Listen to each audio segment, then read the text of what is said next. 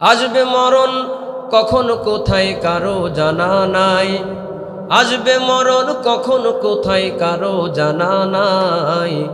জানাজার নামাজের আগে নামাজ পড়ো ভাই, জানাজার নামাজের আগে নামাজ পড়ো ভাই, তোমার জানাজার নামাজের আগে নামাজ পড়ো ভাই। রুকুকারীর সাথে আল্লাহ রুকু করতে বলে, তুমি কেন কাজে বিভোর বলো না তাহলে। রুকুকারীর সাথে আল্লাহ রুকু করতে বলে, তুমি কেন কাজে বিভোর বলো না তাহলে। ব্যস্ততাও কাজের মাঝে দাঁড়াও নামাজে নামাজে, ব্যস্ততাও কাজের মাঝে দাঁড়াও নামাজে নামাজে। নামাজকে তাই এই সমাজে কায়েম করা চাই, তোমার জানাজার নামাজের আগে নামাজ পড়ো ভাই। ইন্নাল্লাহা ইয়া'মুরুকুম আন তু'আদ্দুল আমানাতি ইলা আহলিহা ওয়া ইযা হাকামতুম বাইনান নাসি আন তাহকুমু বিল আদল। ইন্নাল্লাহা নি'ম্মা ইয়া'iদুকুম বিহি, ইন্নাল্লাহা কানা সামিআন বাসীরা। সাদাকাল্লাহুল মাওলানাল আযীম। قال النبي صلى الله عليه وسلم ألا كلكم راع وكلكم مسؤول عن رعيته، أو كما قال النبي عليه الصلاة والسلام. رب اشرح لي صدري ويسر لي أمري واحلل عقدة من لساني يفقه قولي. رب يسر ولا تعسر وتمم علينا بالخير. اللهم صل على محمد وعلى آل محمد كما صليت على إبراهيم وعلى آل إبراهيم إنك حميد مجيد. اللهم بارك على محمد وعلى آل محمد كما باركت على إبراهيم وعلى آل إبراهيم إنك حميد مجيد. यहाँ हम सब मुसाफिर हैं, यहाँ हम सब मुसाफिर हैं, वही आखिर ठिकाना। कोई आगे रवाना है, कोई पीछे रवाना। बलगल उला बिकमालिही कशफत दुजा बिजमालिही हसनत जमीउ खिसालिही सल्लु अलैहि व आलिही। रहे मेरे मस्कन, रहे मेरे मस्कन हवाली काबा बने बेरे मदफन दियारे मदीना। बलगल उला बिकमालिही कशफत दुजा बिजमालिही हसनत जमीउ खिसालिही। এতিম হয়ে দিনের নবী আসলেন দুনিয়ায়, এতিম হয়ে দিনের নবী আসলেন দুনিয়ায়। মায়ের উদরে থাকতে নবী পিতাকে হারায়, মায়ের উদরে থাকতে নবী পিতাকে হারায়। নবীজিকে ভালোবাসেন সবাই? এক লাইন আমার সাথে একটু নাত পাঠ করা লাগবে, পারা যাবে? সকলে আওয়াজ দিয়ে আমার সাথে পড়েন। মায়ের উদরে থাকতে নবী পিতাকে হারায়, মায়ের উদরে।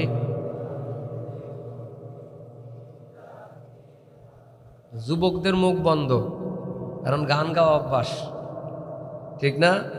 যুবকদের আরো আওয়াজ দেওয়া বলা লাগবে, বুড়ারা তো বলছে, যুবকরাও বলা লাগবে, পারা যাবে ইনশাআল্লাহ? এরকম আওয়াজ দিয়ে আরেকবার বলেন, মায়ের উদরে থাকতে নবী।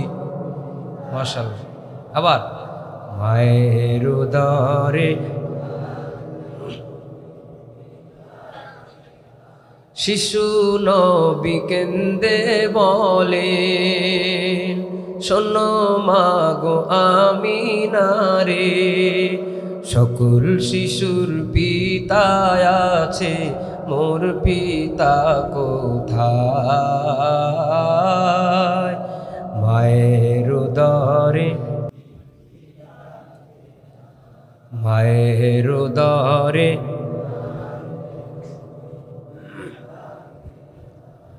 মা আমিনা কেন্দে বলে, শোনো বাবা মুহাম্মদ রে, তোমার পিতা ঘুমিয়ে আছেন সোনার মদিনায়।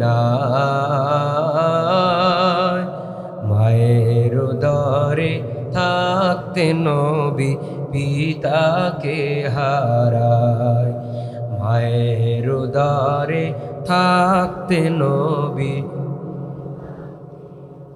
লা ইলাহা ইল্লাল্লাহ, জোরে লা ইলাহা, লা ইলাহা, লা ইলাহা, লা ইলাহা ইল্লাল্লাহ মুহাম্মাদুর রাসূলুল্লাহ সাল্লাল্লাহু আলাইহি ওয়াসাল্লাম। আলহামদুলিল্লাহ।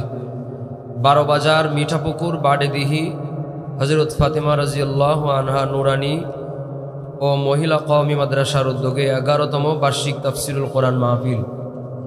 আজকের এই মোবারক মাহফিলের সম্মানিত সভাপতি, শত শত আলেমের উস্তাদ, উস্তাজুল আসাতিজা, কালীগঞ্জের ঐতিহ্যবাহী হযরত আলী রাদিয়াল্লাহু আনহু কওমি মাদ্রাসার সম্মানিত প্রতিষ্ঠাতা মুহতামিম আলহাজ হযরত মাওলানা আব্দুর রউফ সাহেব দামাত বারকাতুহুম, হযরতকে আল্লাহ তাআলা সুস্থ নেক হায়াত দান করেন, সকলে বলি আমিন। মাহফিলে ইতিমধ্যেই এলাকায় আগমন করেছেন সুলতানুল ওয়াইজিন, বক্তাদের গুরু, আমার শায়েখ, এই মাদ্রাসার মুহতামিম মুফতি গাজী ইয়াসিন আলী যার খলিফা হযরতুল আল্লাম খালিদ সাইফুল্লাহ আইয়ুবী সাহেব দামাত বারকাতুহুম ইতিমধ্যেই আমাদের মাঝে উপস্থিত হয়েছেন, সকলে বলি আলহামদুলিল্লাহ। তার সাথে বোনাস হিসাবে ক্যান্সেল হয়ে গেছে, তাই আরও একজন অতিথি আমরা পেয়েছি, আমার অত্যন্ত মহাব্বতের হযরত মাওলানা মুফতি রিজওয়ান রফিকি হাফিজাহুল্লাহ, এবং গুরুত্বপূর্ণ বয়ান পেশ করেছেন হযরত উলামায়ে কেরাম, তোলাবায়ে আযম। আজকের এই মাহফিলে আল্লাহ তাআলা প্রচণ্ড প্রতিকূল আবহাওয়ার মাঝ থেকেও দুনিয়ার বিভিন্ন কার্যক্রম থেকে বিরত রেখে আল্লাহর ঘর মসজিদে আমাদেরকে আল্লাহ তাআলা কবুল করেছেন। আমরা খুশি না বেজার? শুকরিয়া আদায় করার দরকার আছে না নাই? মনের সবটুকু ভক্তি আবেগ উজাড় করে, আসমান জমিন প্রকম্পিত করে মুসলমানের মতো আওয়াজ দিয়ে সকলেই বলি আলহামদুলিল্লাহ। একবার বলি আল্লাহু আকবার, নারায়ে তাকবীর। বলেন বড় কে? সবাই বলেন। আর কোনো বড় আছে? আর কোনো বড় হতে পারে? আইন চলবে কার? নিয়ম চলবে কার? বড়ত্ব প্রকাশ হবে কার? খুশি হবেন কে? স্লোগান দিব কার নামে? নারায়ে তাকবীর। একটা হাত উঁচায়ে বলেন না, নারায়ে তাকবীর। আলহামদুলিল্লাহ। আজকে যেহেতু বক্তার মাদ্রাসার মাহফিল, এই জন্যে এখানে বক্তার সমাহার হয়েছে ফ্রিতে, আলহামদুলিল্লাহ। আমি তো এইখানে বক্তা হিসেবে দাওয়াত না দিলেও আজকে আমার এখানে আসা ফরজ ছিল, কারণ আমার গুরু এখানে যেহেতু আসছে। গত বছরে আমি ছিলাম, আলহামদুলিল্লাহ। তো বেশি সময় কথা আমি বলার নিয়তে করে বসি নাই, যেহেতু আমাদের সেরে তাজ হযরত উলামায়ে কেরাম এখানে এসেছেন, আমি আপনাদের এলাকার সন্তান, দাওয়াতি মেহমান হিসাবে হয়তো কিছু কথা আদবের জন্য বলতে হবে। আর আমি অত্যন্ত আনইজি ফিল করছি যে আমার পাশে বসে আছেন মাহফিলের সম্মানিত সভাপতি, তিনি আমার আব্বারও উস্তাদ, আমার মায়েরও উস্তাদ এবং আমার পারিবারিক সম্পর্কে আমাদের মুরব্বী একজন আত্মীয়, আমার নানির আপন মামু তিনি। সেই হিসাবে আত্মীয়তার একটা মহাব্বতা আছে। আর আমার আব্বার সরাসরি উস্তাদ, তিনি নিচে বসে থাকবেন এটা কোনোভাবেই আমার জন্য মেনে নেওয়ার মতো বিষয় নয়। তারপরেও যেহেতু হজরতের পায়ে অসুস্থতা আছে, চেয়ারে বসতে কষ্ট হচ্ছে, ফ্লোরে বসতেই স্বাচ্ছন্দ্য হচ্ছে, সেজন্য তিনি বসেছেন, আমাকে অনুমতি দিয়েছেন, বসেছি। কিন্তু আমি খুবই বেয়াদবি মনে করছি। আবারও তার কাছে ক্ষমা চেয়ে, মুরব্বীদের কাছে ক্ষমা চেয়ে আমি শুরু করছি। যত অল্প সময়ে পারি ইনশাল্লাহ আমি শেষ করব। যতটুকু সময় কথা বলি, আল্লাহ তাআলা আমাকে আমাদেরকে ইখলাসের সাথে আমলের নিয়তে বয়ান করার আর শোনার তৌফিক দান করেন। সকলে বলেন আমিন। আউযু বিল্লাহি মিনাশ শাইতানির রাজীম।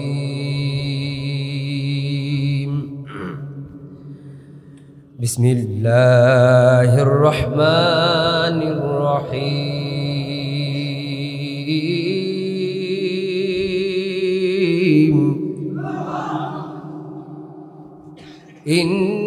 ইন্নাল্লাহা ইয়া'মুরুকুম আন তু'আদ্দুল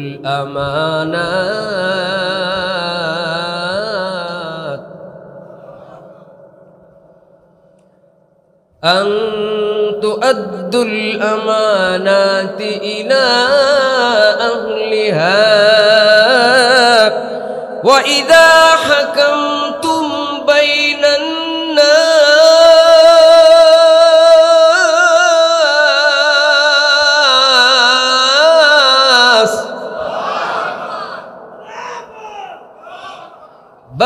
الناس أن تحكموا بالعدل إن الله نعم ما يعظكم به إن الله كان سميعا بصيرا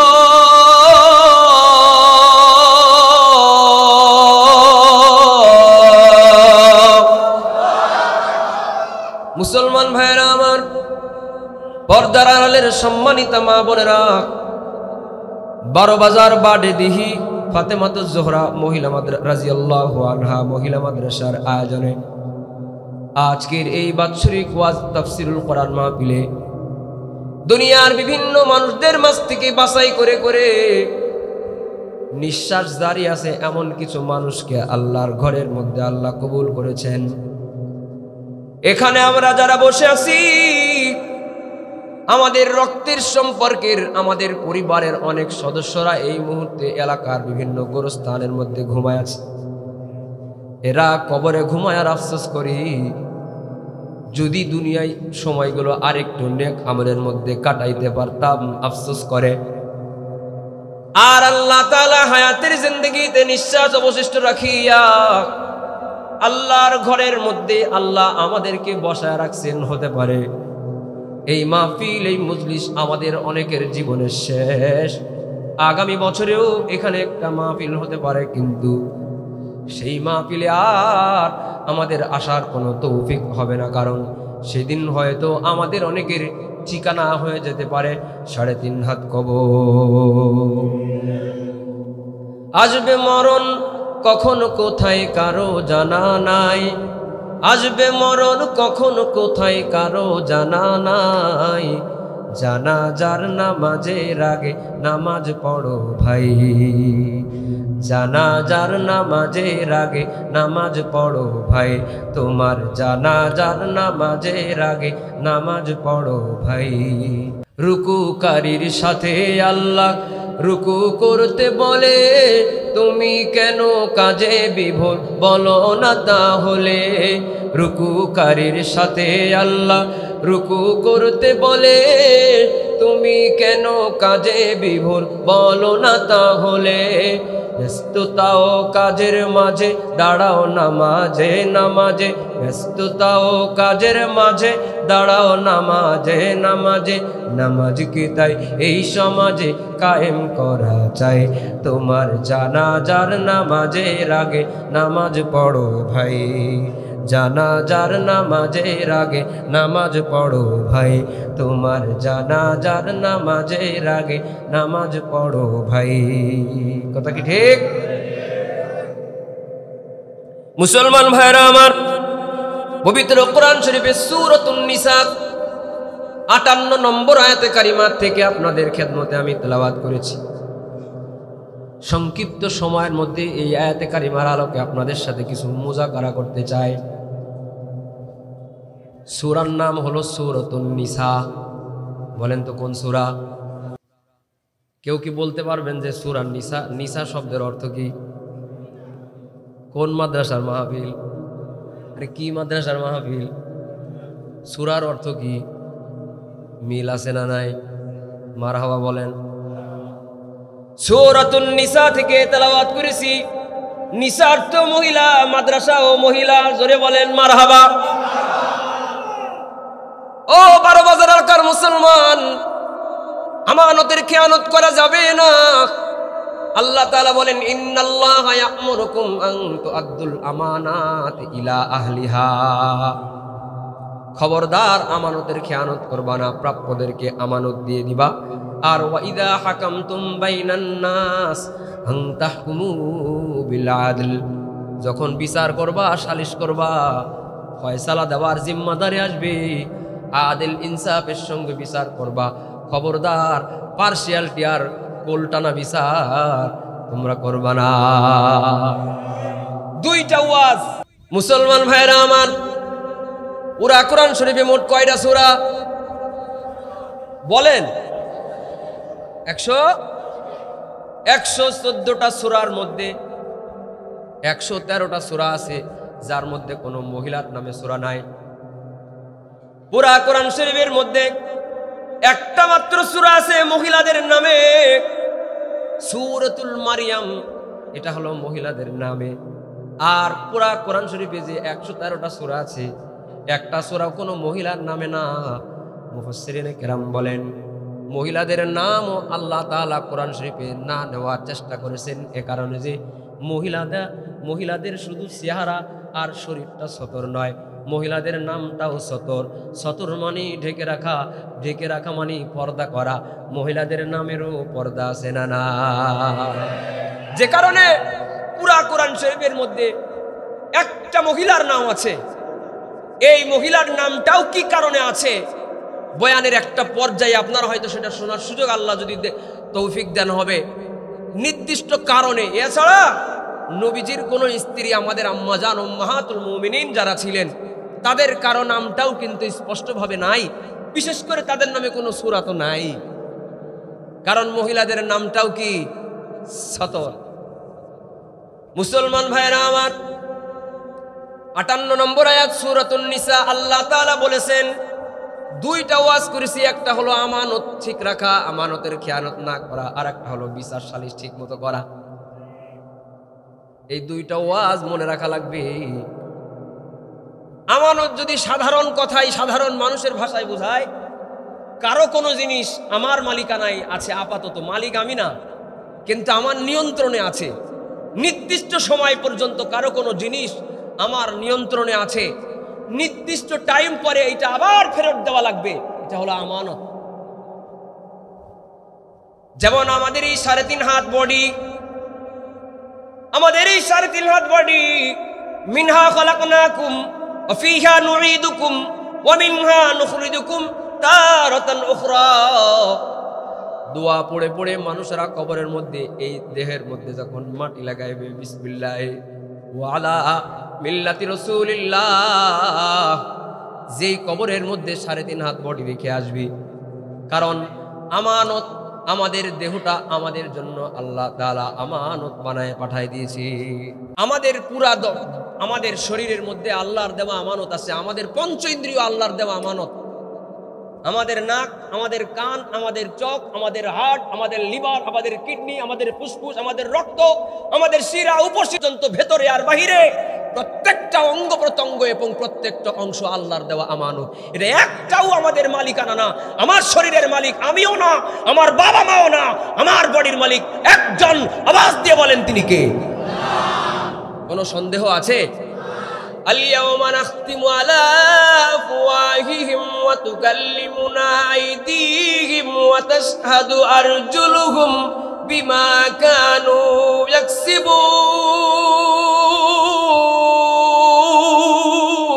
يكسبون دسته گوید من چونی دزدیدم دسته گوید من چونی دزدیدم লব্বে গুয়াদ মঞ্চুনি বুসিদাম। আমার সারাদিন হাত বডির অঙ্গ প্রত্যঙ্গ, এরা তো আমার সাথে গোয়েন্দাগিরি করে, এরা আমার জন্য গোয়েন্দাগিরি করে। এই হাতের জবান খুলে যাবে, এই চোখের জবান খুলে যাবে, এই পায়ের জবান খুলে যাবে, এই অঙ্গ প্রত্যঙ্গের জবান খুলে যাবে। 12 বাজারের মানুষ তোমার ফুসফুসের জবান খুলে যাবে। তোমার ফুসফুস আল্লাহর কাছে বলে দিবে, এই কপাল পোড়া সিগারেট খেয়ে খেয়ে আমারে নষ্ট বানাইছে, আমি জবাব চাই। কথা বলেন ঠিক কিনা? শুধুমাত্র চোখের হিসাব হবে তাই না, শুধুমাত্র জবানের হিসাব হবে তাই না। মদ খেয়ে খেয়ে তুমি হার্ট অ্যাটাকের রোগ হইছো, তুমি বোতল খেয়ে খেয়ে তোমার শরীরে যে রোগ ব্যাধিগুলো পাকাইছে, তুমি গাঁজা আর সিগারেট খেয়ে খেয়ে শরীরের মধ্যে যে রোগগুলো উৎপাদন হয়েছে, জবাব দিতে হবে রে মুসলমান। ইয়ালামু খাইনাতাল আয়ুন ওয়া মা তুখফিস সুদূর। চোখের যে গুনাহগুলো আমরা গোপনে গোপনে গোপনে অতি গোপনে চশমার আড়াল দিয়ে করি, চশমার আড়াল দিয়ে তাকাইলে কার দিকে তাকাইতেছি সে দেখে না, আর চোখে টেরা চোখে আর একজনের দিকে তাকায়াও যদি গুনাহ করো, ইয়ালামু খাইনাতাল আয়ুনি ওয়া মা তুখফিস সুদূর। কেউ দেখলো না ওই পাপ, একজন দেখেন। আওয়াজ দিয়ে বলেন কি? তুমি তো জানো না মন ক্ষমতাশালী সে কত, তুমি তো জানো না মন ক্ষমতাশালী সে কত। তার মনে মনে যাহা হয় তাহাই হয়ে যায়, বিশ্ব জগতে যত ক্ষমতাশালী সে কত। তুমি তো জানো না মন ক্ষমতাশালী সে কত। তার কুদরতি ক্ষমতায় বরফ গলে জল হয়, রবি শশী গ্রহ তারা শূন্য ভরে টিকে রয়। তার কুদরতি ক্ষমতায় বরফ গলে জল হয়, রবি শশী গ্রহ তারা শূন্য ভরে টিকে রয়। সাগর সমুদ্র নদীর জলধারা, সাগর সমুদ্র নদীর জলধারা তার হুকুমে অবনত, ক্ষমতাশালী সে কত। তুমি তো জানো না মন ক্ষমতাশালী সে কত। বলেন ক্ষমতার মালিক কে? আল্লাহর নাম বললে কি কোনো লস আছে নাকি? একটু আওয়াজ দিয়ে বলেন তো, আমাদের চোখ কার দেওয়া? আমাদের কান কার দেওয়া? আমাদের জবান কার দেওয়া? আমাদের ব্রেন শক্তি কার দেওয়া? আমাদের হার্ট, লিভার, কিডনি, ফুসফুস কার দেওয়া? আমাদের শরীরের এনার্জি কার দেওয়া? আমাদের শক্তিগুলো কার দেওয়া? জোরে বলেন আল্লাহু আকবার। এক ফোঁটা নিঃশ্বাসের জন্যে, এক মুহূর্ত নিঃশ্বাসের জন্য লক্ষ লক্ষ টাকা খরচ করে হাসপাতালে আইসিইউ লাগায় পড়ে আছে। এবার আসেন একটা আর এক অন্য কথা কই। আমাদের দেশে কিছু মানুষ আছে মইরা যাওয়ার টাইমে উইল করে মরে, ওসিয়ত করে মরে, উপদেশ দিয়ে দিয়ে মরে যে আমি যদি মরা যাই, আমার মরণের পরে আমার লাশটাকে তোমরা কাফন দাফন করবা না, বরং আমার লাশটা আমি মেডিকেল সায়েন্সে পড়াশোনা করা পোলাপানের জন্য দান করে দিয়ে গেলাম। আমার হাতটা নিয়ে ওরা গবেষণা করবে, আমার চোখ নিয়ে গবেষণা করে হাজার হাজার মানুষের চোখ ভালো হওয়ার শিক্ষা নেবে, আমার কিডনি নিয়ে গবেষণা করে করে হাজার হাজার মানুষের কিডনি সুস্থ করার জন্য প্রশিক্ষণ নেবে। এমন উপদেশ দিয়ে মরে, ওসিয়ত করে মরে, এমন লোক আছে না নাই? অথবা কিছু লোক আছে, যেমন গত 2 বছর আগে ডক্টর জাফর ইকবাল, একজন চিকিৎসক এবং একজন রাজনীতিবিদ, গত 2-3 বছর আগে যিনি ইন্তেকাল করেছেন, উনি মরে যাওয়ার আগেই উইল করে গেছেন যে আমি মরে গেলে আমার লাশটা দাফন দিবা না, মেডিকেল সায়েন্সে দান করে দিবা, যেন স্টুডেন্টরা, সায়েন্সের স্টুডেন্টরা আমার শরীরের অঙ্গ প্রত্যঙ্গকে গবেষণাগারে কাজে লাগায়া ওরা যেন ভালো ভালো চিকিৎসক হতে পারে। আরে সুবহানাল্লাহ। মুসলমান ভাইরা আমার, আবার কিছু কিছু লোক আছে যার চক্ষু দান করে এই নিয়তে, ভালো করে শুনেন, একটু শুনবে আর একটু চা পান করবে, ও আওয়াজ বুঝবে না। কিছু লোক আছে এই নিয়তে দান করে, যার চোখ নষ্ট হয়ে গিয়েছে, কেনার টাকা নাই, আমার চোখটা তারে ফ্রিতে দান করে দিবা, আমার কিডনি মেডিকেল সায়েন্সের হিমাগারের মধ্যে সংরক্ষণ করে রেখে দিবা, আমার এই কিডনিটা ওই ব্যক্তিকে দান করে দিবা যার কিডনি কেনার টাকা নাই। তোর বাবার কিডনি, তোর কিডনি তোর বাবাই দিছে, তুমি দান করো কে? দান করার মালিক তুমি না, মালিক যিনি তিনি দান করতে পারেন, তিনি তোমারে দিয়েছে, তোমার দান করার কোনো অধিকার নাই, ঠিক কিনা? এগুলা হলো নেক সুরতে ধোকা, এগুলা হলো নেক সুরতে ধোকা, এগুলা করে হলো নাস্তিকেরা।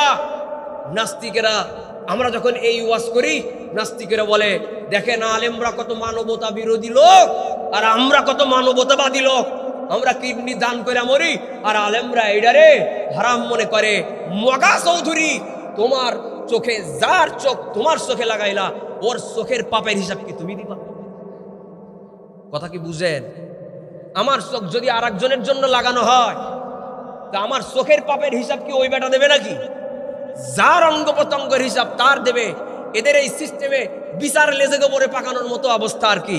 একজনের হিসাব আর একজনের জিম্মাদারিতে চলে যাবে, মজলুম হয়ে যাবে আর একজন ব্যক্তি, নিরপরাধ ব্যক্তি অপরাধী হয়ে যাবে। আমার চোখের মালিকানাই আমার নাই, আমার চোখ আমি আর একজনকে দান করবো কেমনে?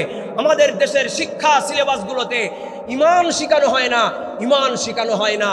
তথাকথিত নাস্তিকেরা মানবতার নামে যেই যেই পয়েন্টগুলোতে টাচ করলে, যেই যেই পয়েন্টগুলোকে ফোকাস করলে আলেমদের বিরোধিতা করা যায়, ওই পয়েন্টগুলোকে ফোকাস করে বাংলাদেশের মানুষদেরকে আলেম বিদ্বেষী বানানোর চক্রান্ত অব্যাহত ছিল, অব্যাহত আছে। কথা বলেন ঠিক কিনা? পরিবর্তনের এই বাংলাদেশে, পরিবর্তিত এই বাংলাদেশে সংস্কার কমিশনের নামে বহুত কি কমিশন হয়েছে, গুম কমিশন হয়েছে, অনেক কমিশন হয়েছে। শিক্ষা কমিশন হতে হবে। আমাদের দেশের সন্তানদের জন্য যেই নাস্তিক্যবাদী সিলেবাস দিয়ে গিয়েছে, ডারউইনের থিওরি সিলেবাস দিয়ে গিয়েছে, এই সিলেবাস পরিবর্তন করে ইমানদার মুসলমানদের রক্তে স্বাধীনতা এসেছে। মুসলমানদের উপযোগী একটা শিক্ষা সিলেবাস আমাদের সন্তানদের জন্য দিতে হবে। আওয়াজ দিয়ে বলেন ঠিক কিনা? মুসলমান ভাইয়েরা আমার, যার জিনিস আল্লাহ তাআলা আমাদের যে অঙ্গ প্রত্যঙ্গগুলো দিয়েছে, এগুলার মালিকানা আমরা না, সাময়িক সময়ের জন্য আমাদের দান করা হয়েছে। নির্দিষ্ট টাইম পরে আবার যিনি মালিক তার জিম্মাদারিতে চলে যাবে, আমাদের মালিকানায় থাকবে না। সুতরাং যেই ব্যক্তি চোখের গুনাহ করেছে, আনতু আব্দুল আমানাতের উপরে সে আমল করে নাই, সেই ব্যক্তি আমানতের খেয়ানত করেছে। চোখের আমানতের খেয়ানত করেছে, কানের আমানতের খেয়ানত করেছে। আল্লাহ তাআলা, আল্লাহর নবী বলেন, লা ঈমানান লিমান লা আমানাতা লাহু, যার আমানতদারিতা নাই ওর আসলে ঈমানই নাই। কিছু আমানত, ব্যক্তিগত কিছু আমানত, মনে করেন আমি একটা লোকের সঙ্গে কানে কানে বললাম, কষ্টের কথা একজন লোকের কাছে যদি বলি, ভাই মনের কিছু দুঃখের কথা তোমার সাথে শেয়ার করলাম, কারোর কাছে কইবা না। কিছু লোক আছে গোপন কথা শুনলে বলার জন্য চুলকায়, ঠিক না? এই সমস্যা কাদের বেশি বলেন তো? মহিলাদের বেশি, ঠিক না? যাই হোক, মহিলারা রাগ করা যাবে না, পেট পাতলা বলে আর কি। কথা পেটে দাঁড়ায় না। গোপন কথা গোপন রাখা আমানতদারিতা, গোপন রাখা প্রকাশ করে দেওয়া আমানতের খেয়ানত। লা ঈমানান লিমান লা আমানাতা লাহু। আরেকজনের গোপন কথা আরেকজনের সাথে যেই ব্যক্তি ফাঁস করে দেয়, ওরা আসলে ঈমানই না, ও বেঈমানের মতো কাজ করেছে। মুসলমান ভাইয়েরা আমার, কিছু লোক আছে খাতিরের কারণে কথা শেয়ার করে দিলাম, 2 দিন পরে ওর সাথে গন্ডগোল বেঁধে গেছে। এইবার যাবা কোথায়? তোমার সব গোপন কথা আমি জানি, তোমার নামে আমি ফেসবুকে লাইভ করে ডাক ঢোল পিটাইয়া সারা দেশের মানুষের জানাই দেবো যে তোমার কি গোপন বিষয় আদি আছে না না। এমনকি স্বামী স্ত্রী বহুদিন একসাথে সংসার করেছে, বহু বছর একসাথে সংসার করেছে, একে অপরের গোপন কথা জানে, কিন্তু যখনই সম্পর্কের বিচ্ছেদ হয়ে যায়, বোরকা পরে হাত মোজা পা মোজা পরা বউরাও ক্যামেরার সামনে এসে আলেম স্বামীর নামে গিবত শিকায়াত বানায়া বানায়া বলে বলে তার ইজ্জত নষ্ট করে। লা ঈমানান লিমান লা আমানাতা লাহু। তোমার মধ্যে আমানতদারিতা নাই, তোমার মধ্যে আসলে ঈমান নাই। বহুত বোরকাওয়ালা আছে কিন্তু সে ঈমানওয়ালা না, বহুত টুপিওয়ালা আছে কিন্তু সে ঈমানদার না, বহুত দাড়িওয়ালা আছে কিন্তু তার মধ্যে ঈমানের সিল নাই, বহুত লোক আছে যার মধ্যে জুব্বা আছে কিন্তু ঈমান নাই, বহুত মানুষ আছে মসজিদে যায় কিন্তু ঈমান নাই, বহুত মানুষ আছে দাড়ি লাল হয়ে গেছে কিন্তু ঈমান হয় নাই। ঈমানটা নামের ঈমান, ফরমালিন যুক্ত ঈমান, ভেজাল ঈমান। আসলে হাকিকতে সাহাবিদাওয়ালা ঈমান, সে ঈমানদার হতে পারে নাই। কথা কোন ঠিক কিনা? ফরমালিন যুক্ত ঈমান, ওই লেবেল লাগানো ঈমান দিয়ে কাজ হবে না। আল্লাহর নবী তার গোমর ফাঁস করে দিয়েছে, আল্লাহর নবী গোমর ফাঁস করে দিয়েছে, ওর ঈমানই নাই যে আর একজনের আমানতের খেয়ানত করে। আর যারা বিচার করবে, ওয়াইদা হাকামতুম বাইনান নাস আন তাহকুমু বিল আদল, যারা বিচার করবা সাবধানে বিচার করবা, পার্সিয়ালিটি করা বিচার করা যাবে না। এদেশের শুধু আদালতের অবস্থা না, এদেশের অজপরা গায়েও যেই বিচার সালিশগুলো হয়, অজপরা গায়ের বিচার সালিশগুলোও যারা নিয়ন্ত্রণ করে, এইখানেও যিনি ম্যাজিস্ট্রেটের আর জজের ভূমিকায় থাকে, ওর পকেটেও যাদের নামে বিচার করা হচ্ছে তাদের এক পক্ষের বান্ডিল টাকা নিয়ে তারপরে বিচার করতে বসে। কথা বলেন ঠিক কিনা? আল্লাহ বলে দিয়েছেন, লা তাজলিমুনা ওয়ালা তুজলামুন, জুলুম করো না, তোমার উপরে জুলুম করা হবে না। আয-যুলমু যুলমাতুন ইয়াউমাল কিয়ামাহ, জুলুম কিয়ামতের দিন অন্ধকার হয়ে দেখা দিবে। যারা জুলুম করে তারা জুলুমের শিকার হয়, ওর প্রাপ্য আল্লাহ দুনিয়া আখিরাতে বুঝায় দেয়। অতীত থেকে শিক্ষা গ্রহণ করতে হবে নেতা বড়লেরা। কথা বলেন ঠিক কিনা? মুসলমান ভাইরা আমার, আমার দখলে যেমন আমার পঞ্চ ইন্দ্রিয় আছে, আমার দখলে কিন্তু আমার পরিবারও আছে। আমার সন্তানের জিম্মাদারি আমার উপরে আছে, আমার স্ত্রীর জিম্মাদারি আমার উপরে আছে, আমার পরিবারের যারা মোটামুটি আমার কামাই খায় এরা সবাই আমার দখলে আছে, আমি ওদের অভিভাবক। আল্লাহর নবী বলেন, আলা কুল্লুকুম রাইন ওয়া কুল্লুকুম মাসউলুন আন রাইয়াতিহি, তোমরা প্রত্যেকেই এক একজন দায়িত্বশীল, দায়িত্ব দেওয়া আছে তোমাদের, দায়িত্বের ব্যাপারে আল্লাহর কাছে জিজ্ঞাসা করতে হবে। বলেন, সন্তানগুলোর মালিক কে?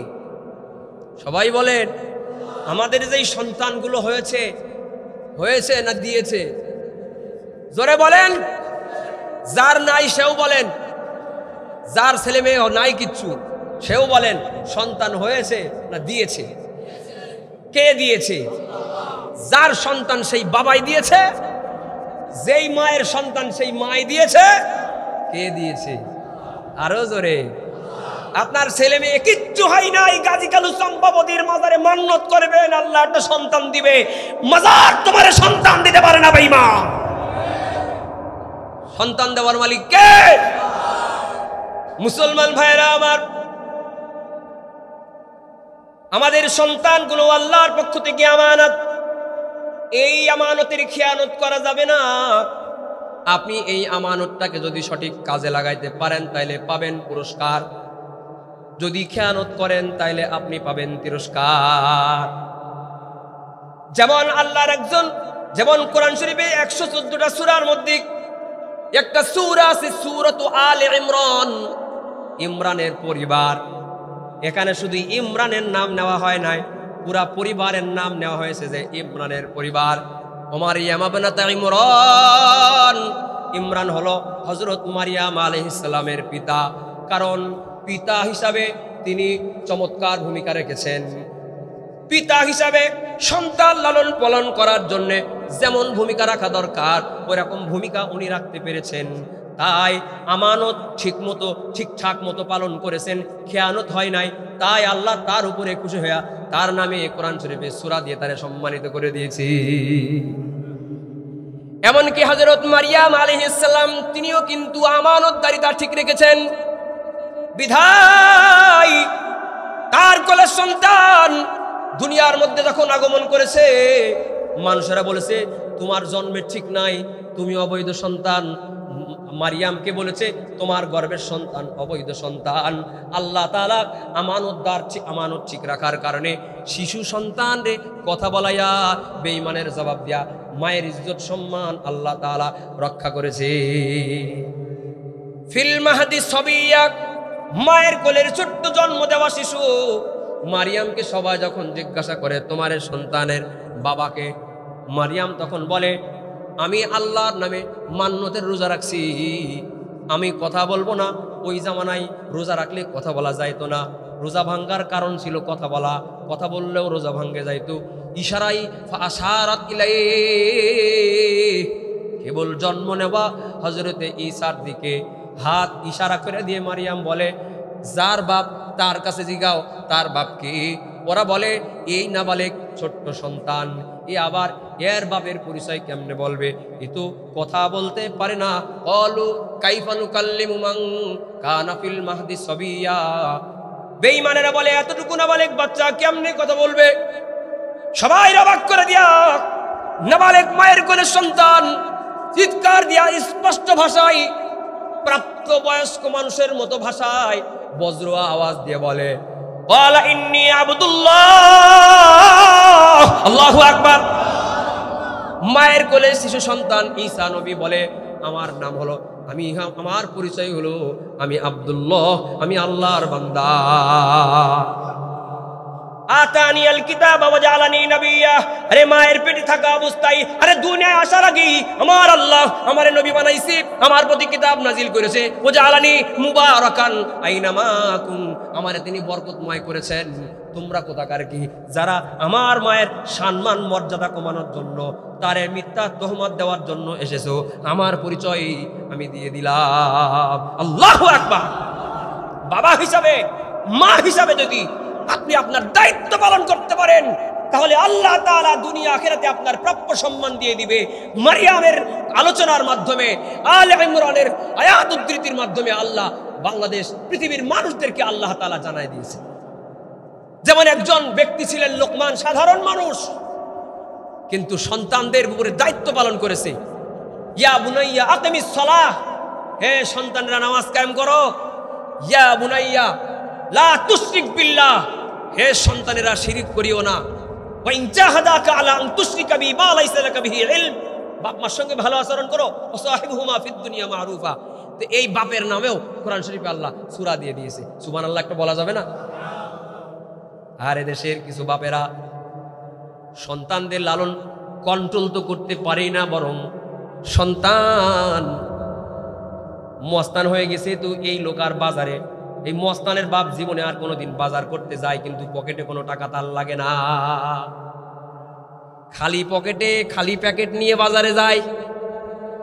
দোকানদার যদি বিল চাওয়ার জন্য তাকায়, জানো আমি কার বাপ, জানো আমি কার বাপ, জানো আমি কার বাপ কইতে দেরি। দোকানদার দোকান টিকে কি টিকি না এই ভয়ে কয় আরো 1 কেজি নাও, টাকা আমার লাগবে না। বছরের পরে বছর 12 বাজারের কত দোকানের বিল দেয় নাই, বছরের পরে বছর 12 বাজারের কোন মাছের ব্যাপারীর মাছের বিল দেয় নাই, দোকানদারের মুদিখানার দোকানের বিল দেয় নাই, দোকান নিয়েছে ভাড়া, দোকানের ভাড়া দেয় নাই। এমন নেতা ছিল নাকি? হ্যাঁ, আল্লাহর কাছে জবাব দেওয়া লাগবে। কারো সন্তানের কৃতকর্মের কারণে বাপ মার ইজ্জত সম্মান বেড়ে যাবে, কারো সন্তানের কৃতকর্মের কারণে বাপ মার ইজ্জত ধূলিসাৎ হয়ে যাবে। আল্লাহ তাআলা বলেন, ইয়া আইয়ুহাল্লাযীনা আমানু কু আনফুসাকুম ওয়া আহলিকুম নারা।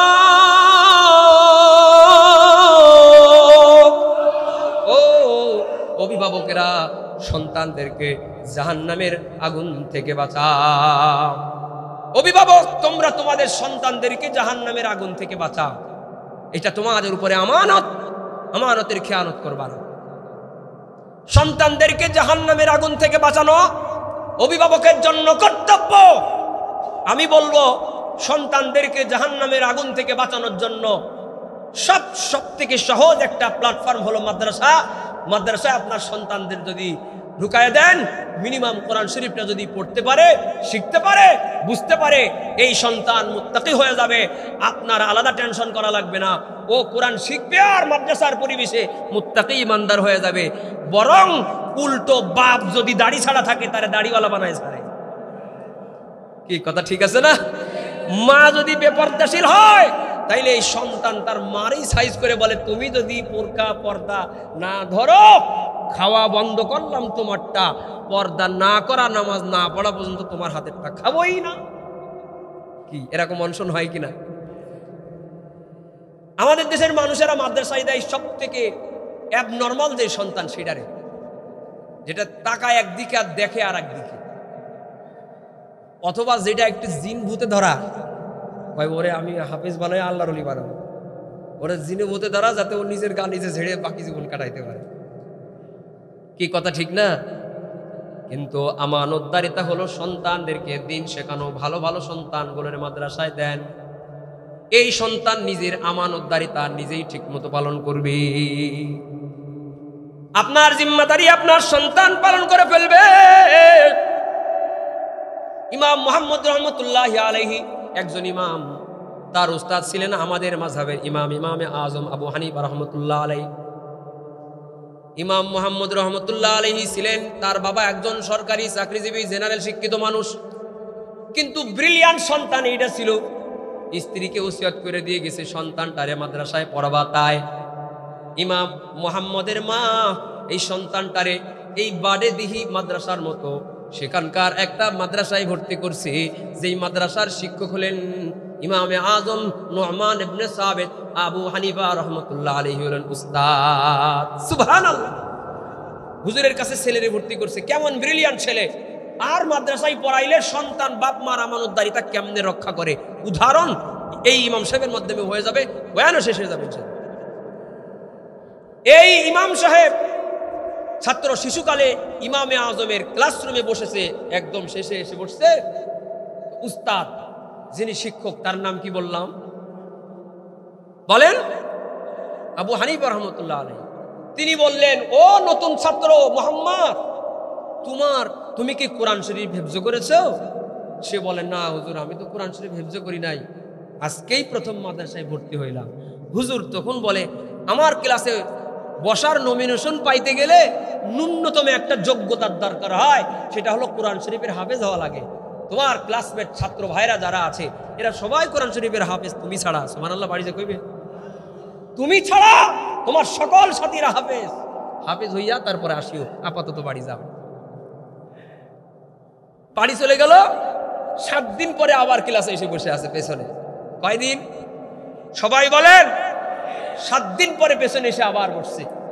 শিক্ষক আবার রেডি। শিক্ষককে আবু হানিফা রহমতুল্লাহ আলাইহি।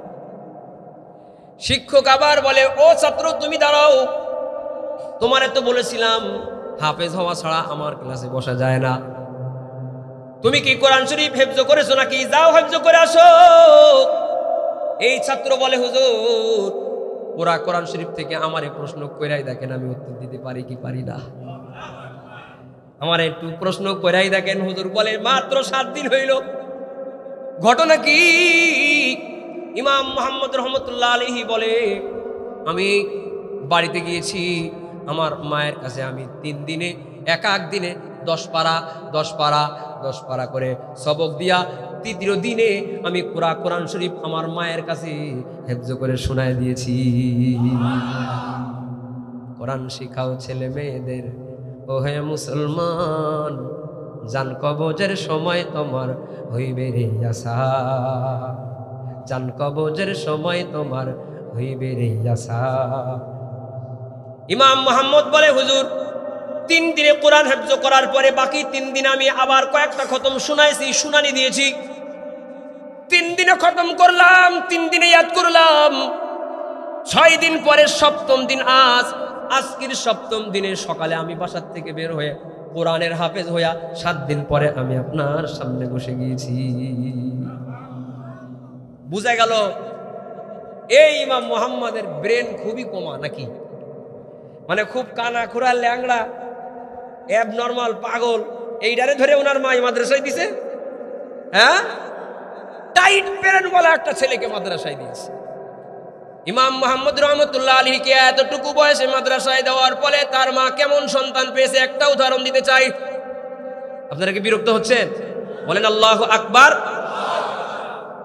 ছাত্র হুজুরের কাছে একদিন প্রশ্ন করতেছে, হুজুর কোন ছেলে যদি কোনো নাবালেগ ছেলে যদি এশার নামাজ পড়ি রাতে ঘুমায় যায়, রাত 12টার পর যদি সেই ছেলেটা সাবালক হয়ে যায়, তাহলে এই ছেলেটা ফজরের নামাজ এশার নামাজ আবার পড়তে হবে নাকি আগের পড়াটাই রয়ে যাবে? প্রশ্নের উত্তর দেন হুজুর। প্রশ্ন করছে কারণ নাবালেগ ছেলেরা যে আমলগুলো ফরজ ইবাদত করলেও ওইটা নফল হিসাবে কাউন্ট হয়, বাপ্পার আমল নামায় পোস্টিং করে দেওয়া হয়। মারহাবা বলেন। নাবালেগ সন্তানেরা যদি কোনো ফরজ নামাজও পড়ে, ওর তো ফরজ হয় নাই, এজন্য ওর ফরজ নামাজটারে নফল বানাইয়া আল্লাহ ওর বাপমার আমল নামায় দিয়ে দেয়। যেই ছেলে ফরজ নামাজ এশার নামাজ নাবালেগ অবস্থায় আদায় করেছে, রাত 12টার পরে সেই ছেলে সাবালেগ হয়েছে, এখন এই ছেলের ইমাম মুহাম্মদ হুজুরের কাছে প্রশ্ন করেছে, হুজুর এই ছেলের এশার নামাজ তো পড়েছে, নফল হিসাবে পড়েছে, ফরজ হিসাবে তো পড়ে নাই, কারণ তো সাবালিগই হয় না। এখন রাত 12টার পরে গোসল টোসল করে ওর কি আবার এশার ফরজের নিয়তে পড়তে হবে নাকি যেটা পড়ছিল আগে ওইটাই ফরজ বানায় দেওয়া হবে?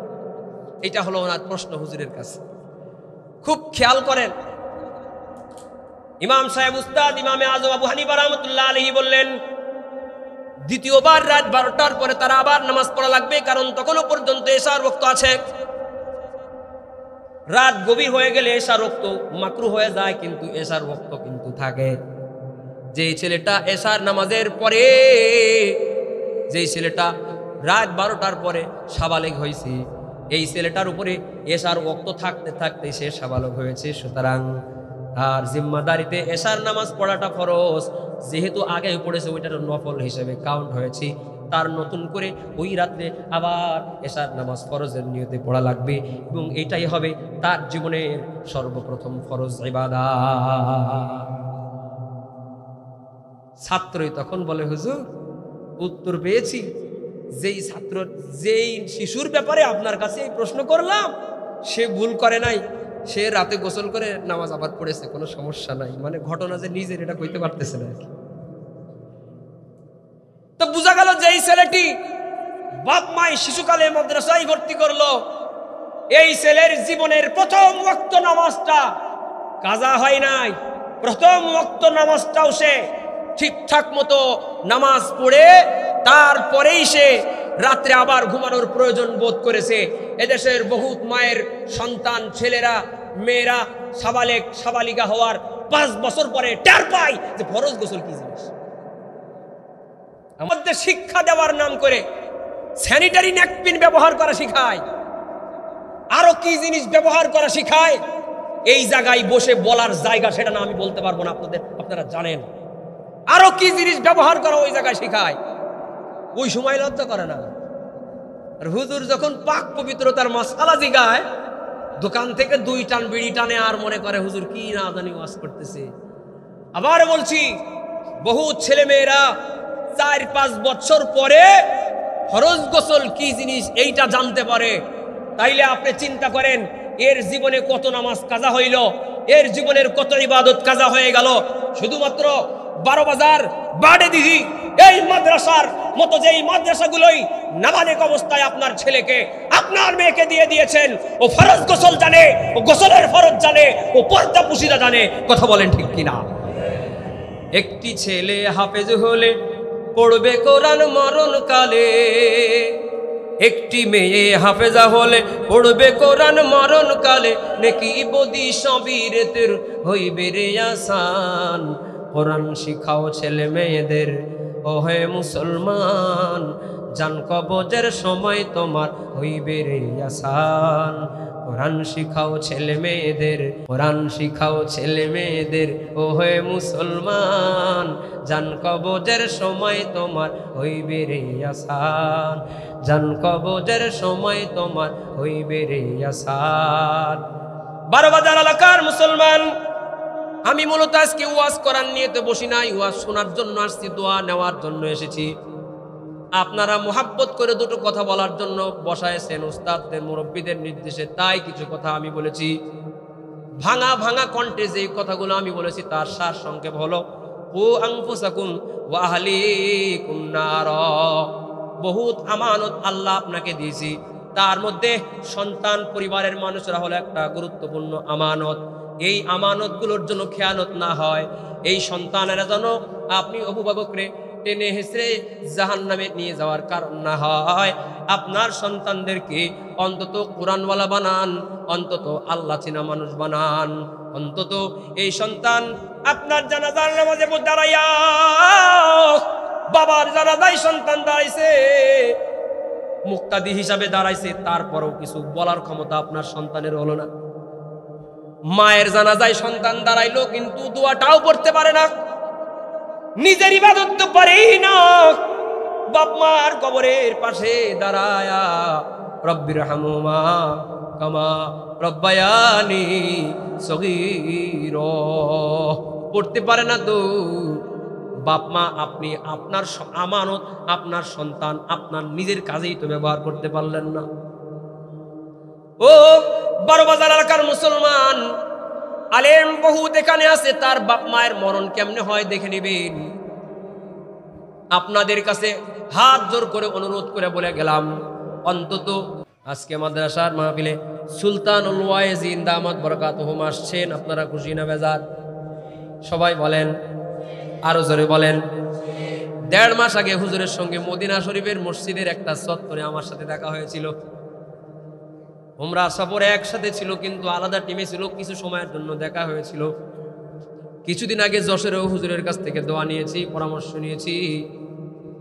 যার ওয়াজটা শুনবেন কেন তার নাম সুলতান হয়েছে, ওয়াজ শুনে আপনারা টের পাবে। আলেমদের চেহারার দিকে তাকায় থাকলেই সগীরা গুনাহ মাফ হয়ে যায়। সুবহানাল্লাহ বলেন। যিনি এখানে আসবেন প্রতি বছরেই তিনি হজ করেন। সুবহানাল্লাহ বলেন।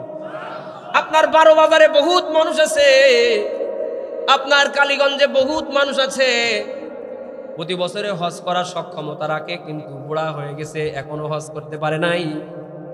কিন্তু এই হুজুরেরা সাধারণ জীবন যাপন করার পাশাপাশি আজকের সুলতানুল ওয়াইজিন তিনি প্রতি বছর হজ করেন, বছরে একাধিকবার তিনি উমরা করতে যান। এগুলা করান কি? মদিনা শরীফে গিয়ে এমন জায়গায় দোয়া করেন, হাজী সাহেব এমন জায়গায় দোয়া করেন, মান যারা কবরি ওয়াজাবাত লাহু শাফাআতি। আল্লাহর নবীর রওজা যেই সাধারণ মানুষ একবার জিয়ারত করে আল্লাহ তাআলা তাকে নবীর শাফাআত ওয়াজিব করে দেয়। মা বাইনা বাইতি ওয়া মিম্বারি রাউযাতুম মির রিয়াজিল জান্নাহ। নবীর রওজার পাশে রিয়াজুল জান্নাহ আছে, জান্নাতের মাটি আছে। ওই জায়গায় এই হযরত প্রতি বছরে একাধিকবার নামাজ পড়ে। নবীর রওজায় সরাসরি একাধিকবার যিনি সালাম দেওয়ার সুযোগ পায়, এমন মানুষের সঙ্গে আজকে 12 বাজারের মানুষের তৌফিক হয়েছে। এই বাডে দিঘি 12 বাজার ফাতেমাতুজ জোহরা রাদিয়াল্লাহু আনহা মহিলা মাদ্রাসার ওসিলায় এমন মাকবুল আল্লাহর একজন বান্দা, স্বৈরাচার সরকারের আমলে 1.5 বছরের বেশি সময় তিনি জেলখানার মধ্যে ছিলেন, অন্ধকারের মধ্যে তার পাও ভেঙে দেওয়া হয়েছে, গিরিগাটটা ভেঙে দেওয়া হয়েছে, ট্রিটমেন্ট থেকে পর্যন্ত বঞ্চিত করেছি। মান আদালি ওয়ালিয়ান ফাকাদ আযানতুহু বিল হার। আল্লাহ নবী হাদিসে কুদসির মধ্যে বলেছেন, আমার ওলির সঙ্গে যে বেয়াদবি করে, শত্রুতা করে, আমি আল্লাহ তার সঙ্গে যুদ্ধ ঘোষণা করে দিয়েছি। আল্লাহ যুদ্ধ ঘোষণা করে দেওয়ার সঙ্গে সঙ্গে চেয়ার ছেড়ে দাদার কোলে পালাইছি। মুসলমান ভাইয়েরা আমার, এমন একজন মকবুল আল্লাহর ওলি আজকে আপনাদের সামনে আসবেন। সৌভাগ্য ওই মায়ের সন্তানের যে তার সঙ্গে একসাথে হাত উঠাইয়া আল্লাহর কাছে একটু মোনাজাত করবে, আল্লাহর কাছে একটু দোয়া করবে। এমন আলেম আপনার বাবা হিসাবে যারা আছেন, ভবিষ্যতেও যারা বাবা হবেন, তাদের অরসেও যেন আল্লাহ যেন এক একজন সুলতানুল ওয়াইজিনের মতো বুজুর্গানে দিন সন্তান আল্লাহ তাআলা যেন আপনাদের বংশের মধ্যে আল্লাহ কবুল করেন। একটু জোরে বলা যাবে কি আমিন?